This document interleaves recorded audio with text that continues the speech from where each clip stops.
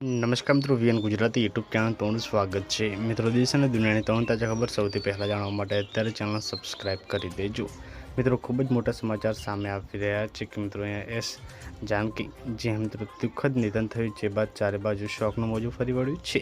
આપને જણાવી દઈએ કે અહીંયા જે નિધન થયું છે પીએમ મોદીએ દુઃખ વ્યક્ત કર્યો છે, શોક। જી મિત્રો, ખૂબ જ મોટી ખબર।